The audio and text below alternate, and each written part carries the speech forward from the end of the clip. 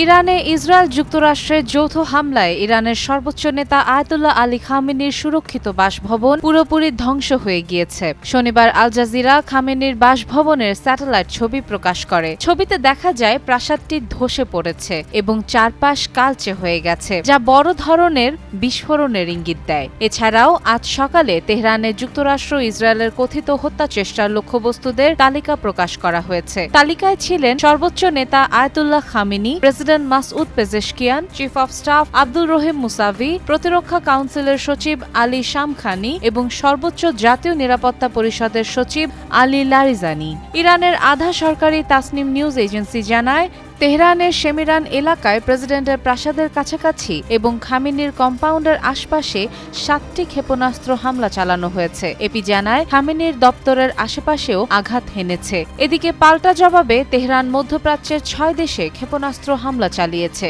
সর্বোচ্চ নেতা খামেনি ও প্রেসিডেন্ট পেজেশকিয়ানকে লক্ষ্য করে হামলা চালানো হলেও তা ব্যর্থ হয়েছে এবং দুজনই জীবিত। ডোনাল্ড ট্রাম্প ও বেঞ্জামিন নেতানিয়াহু বেশ কয়েকবার খামেনিকে লক্ষ্য করে সতর্কবার্তা ও হুমকি দিয়েছিলেন, তবে খামেনি বর্তমানে কোথায় আছেন তা নিশ্চিত নয়।